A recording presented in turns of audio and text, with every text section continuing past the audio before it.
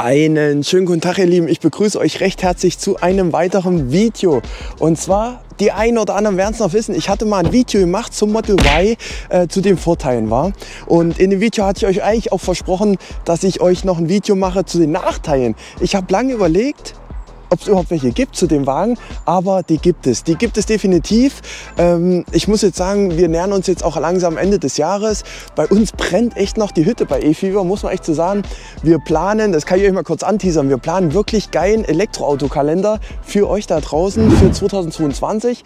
Der wird ungefähr in, ich sag mal, 2 Wochen rauskommen. Wir sind da schon übelst viel am Abklären an Leuten, die ihr Auto vielleicht dort mit präsentieren wollen und so weiter. Also das wird ein geiles Ding. Lasst euch da überraschen.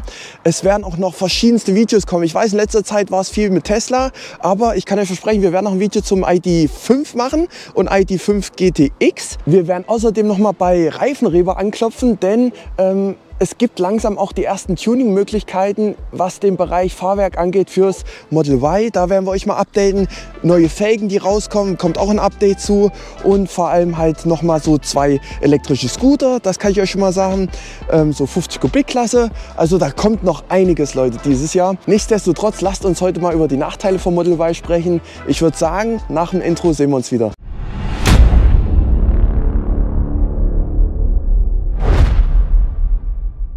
So, ihr Lieben, ich habe natürlich wieder mir eine Checkliste gemacht mit den Punkten, die mir so aufgefallen sind einfach. Und ich setze mich jetzt einfach mal hier in den Kofferraum des Model Ys. Und ich kann euch sagen, ihr wisst, ich fahre jetzt seit 2019 Tesla. Ich fahre jetzt, das ist mein 3. Tesla jetzt hier, davor hatte ich 2 Model 3s. Und ich will behaupten, da kann ich schon ein bisschen eine Erfahrung an euch weitergeben.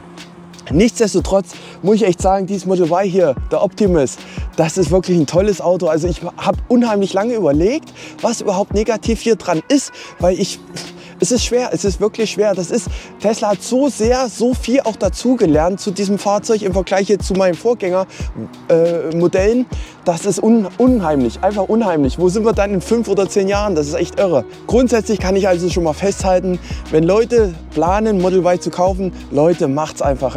Ohne Mist, also die Punkte, die ich jetzt hier auch habe, die sind wirklich auch teilweise vernachlässigbar.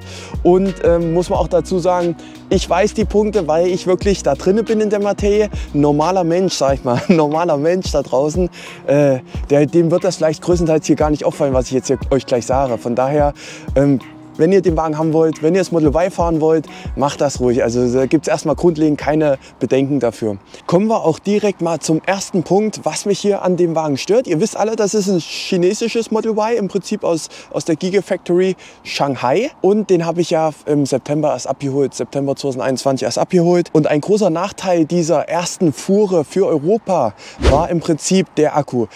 Hier haben wir nämlich einen LG-Akku drin, und zwar noch einer der älteren Generation, sprich 2070 Zellen, nämlich der LG 5C-Akku. Und der Akku im Prinzip von der Kapazität ist nicht schlecht, das ist überhaupt keine Frage.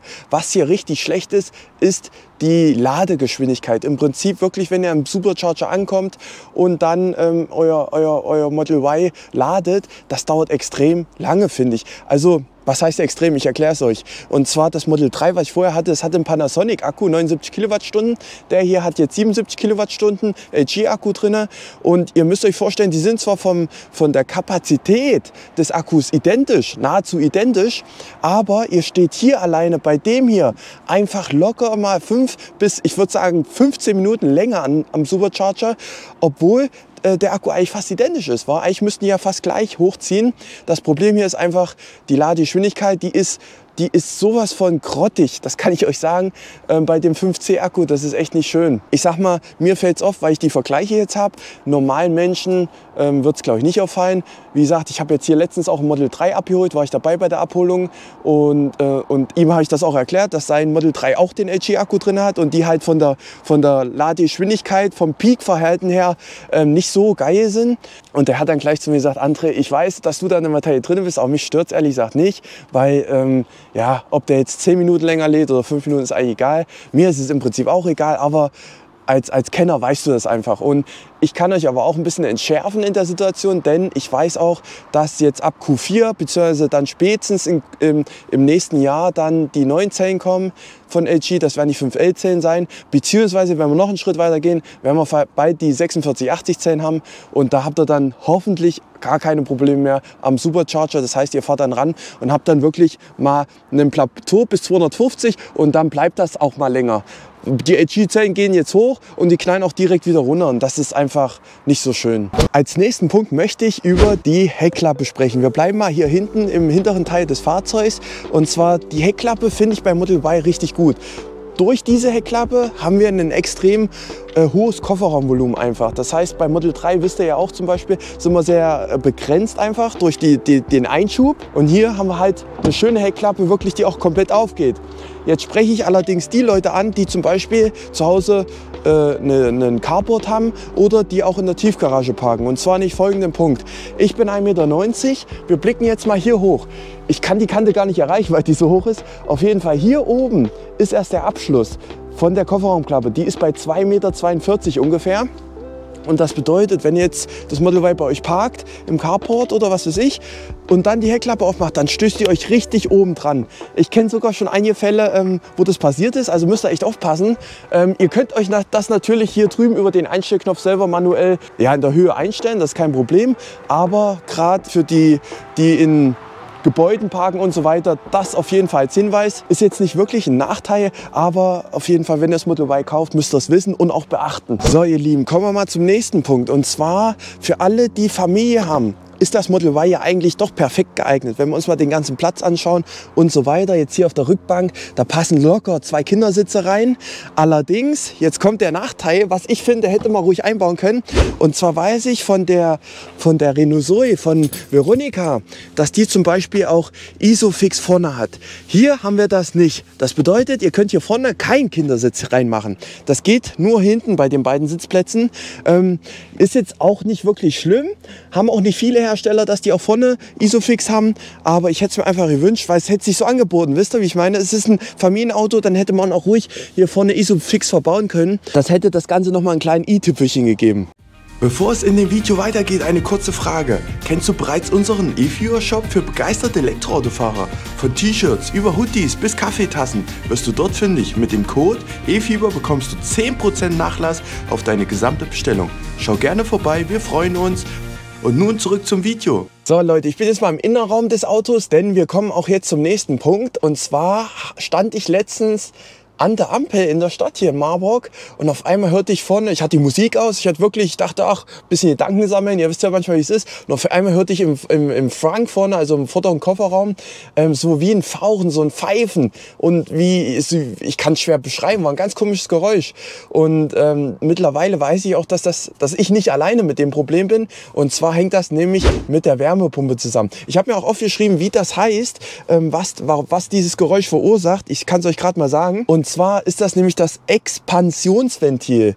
Das atmet ein- und aus, blöd gesagt, und erzeugt dann so ein komisches Geräusch. Das ist nicht dauerhaft, aber es ist doch recht laut. Und wenn man jetzt Leute bei sich sitzen hat und auf einmal die das hören, dann könnte es komische Fragezeichen geben. Von daher wisst ihr da jetzt auch Bescheid, das ist die Wärmepumpe, ist überhaupt kein technisches Problem, ist halt nur einfach akustisch, dass es halt so komisch röchelt. Aber an sich kein Problem. Das hatte ich bei Model 3 früher nicht. Das Model 3, was ich vorher hatte, das hatte auch schon eine Wärmepumpe verbaut. Das war schon das Refresh-Modell und hatte dieses Geräusch definitiv nicht. Das Model Y hat es jetzt, aber ist jetzt kein Beinbruch, blöd gesagt. Für den nächsten Punkt müssen wir noch mal in den Kofferraum gehen. Und zwar hätte ich mir nämlich was gewünscht. Wir wissen alle, dass Elektroautos eigentlich doch prädestiniert sind für auch Anschlüsse, wie zum Beispiel jetzt 230 Volt, wie zum Beispiel auch sogar ein Schuko-Anschluss im Kofferraum. Leider hat das Model Y, obwohl es wirklich die Möglichkeiten hat, hier nur ein 230 Volt Anschluss. Ich finde schon mal gut, dass überhaupt einer hier ist. Bei Model 3 gab es das bisher noch nicht. Nichtsdestotrotz hätte ich einfach gedacht, okay Leute, es bietet sich doch einfach an, baut doch einfach einen Schuko-Stecker mit rein. Das wäre doch so naheliegend einfach. Aber vielleicht kommt das noch mal in Zukunft. Das hätte ich mir auf jeden Fall gewünscht. Wenn man mal wirklich eine Kühlbox hat oder man geht einkaufen, will es Kühe haben und so weiter, kann man das hier schön drinnen platzieren. Nichtsdestotrotz, Tesla, nehmt es mit auf die Agenda drauf. Ein Schuko-Stecker, das wäre schon echt eine coole Sache. So, kommen wir mal zum letzten Punkt vom Model Y, der nachteilig eigentlich ist. Und zwar ist mir das aufgefallen, wo ich mal in einem Parkhaus drin war und wollte dann da wirklich, ihr wisst selber, Parkhaus ist eng und sowas, und wollte da um die Kurve fahren. Ey, glaubt ihr es, ich habe es hinbekommen. Ich musste wirklich mehrmals hin und zurück fahren. Und zwar ist das einfach das Problem von dem Wendekreis des Model Y. Der ist unglaublich groß, finde ich. Also ist mir vorher nie so aufgefallen bei Model 3, aber hier bei Model Y extrem. Ich habe da mal geguckt, der Wagen hier hat einen Wendekreis von 12,10 Meter. Wenn wir jetzt mal einen Vergleich ziehen zum ID.4 zum Beispiel, dann ist der bei, ich habe es mir aufgeschrieben, muss noch mal kurz gucken, bei 10,20 Meter.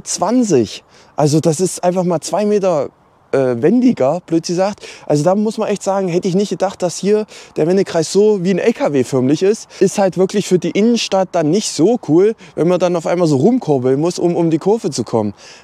Vielleicht geht es dem einen oder anderen da draußen ja von euch auch so.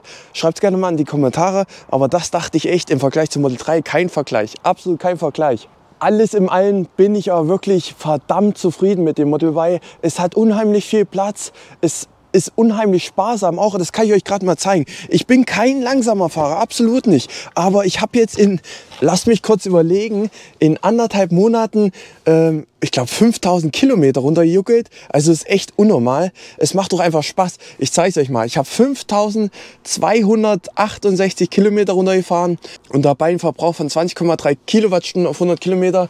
Das ist wirklich super. Ihr könnt es mir glauben. Wenn offen ist die Autobahn, fahre ich auch immer gerne mal Vollgas. Von daher passt das schon vom Verbrauch. Es ist nicht besser als meine Black Series, es ist nicht besser als der Albatros damals, das kann ich euch versprechen. Und ja, in 1,5 Monaten 5000 Kilometer ist schon mal eine Ansage. Von daher könnt ihr euch wirklich zurücklehnen und braucht keine schlechten Gedanken haben über das Model Y. Es ist einfach ein tolles Fahrzeug, auch von der Heckansicht, vom Kofferraumvolumen. Ich meine, guckt doch mal rein hier, das ist doch einfach erste Sahne, oder? Wenn ihr das so seht hier, da habt ihr Platz ohne Ende, die Passagiere haben Platz ohne Ende. Gerade wenn ihr eine Familie seid oder sowas, eine kleine, mittlere Familie, das ist optimal einfach. Ich kann es jedem empfehlen und ich sage euch auch, das Akkuthema, was ich vorhin angesprochen hatte mit den 5C-Zellen, das wird sich auch, ich denke mal, spätestens Anfang nächsten Jahres legen. Und wenn die Model Ys aus Grünheide kommen mit dem Casting und alles, dann glaubt mir Leute, das ist ein Traumauto. Das ist die, wie sagt man immer, die eierlegende Wollmilchsau. Wa? Ist einfach so. In diesem Sinne, falls ich was vergessen habe, Leute, falls ihr einen Punkt habt, der vielleicht doch nicht so toll ist am Model Y, schreibt es gerne in die Kommentare. Ich will es wissen von euch. Und ansonsten wünsche ich euch wirklich eine schöne Zeit da draußen. Wir werden jetzt hier auch mal die neuen Winterschlappen drauf machen. Das sind richtige Bretter, kann ich euch sagen. 20×10. Ich will doch nicht sagen, welche. Das seht ihr dann in dem Video drin, wo ich den Wagen komplett sozusagen umgebaut habe. Da habe ich alles wieder gefilmt, wie beim Albatros damals. Da könnt ihr euch ein paar Komponente auch abschauen. Und ansonsten, wie gesagt, wir haben gerade ein bisschen viel Trubel bei E-Fieber. Es geht hin und her, so muss es sein. Wir wünschen euch einen schönen Tag, halt die Ohren steif. Ciao!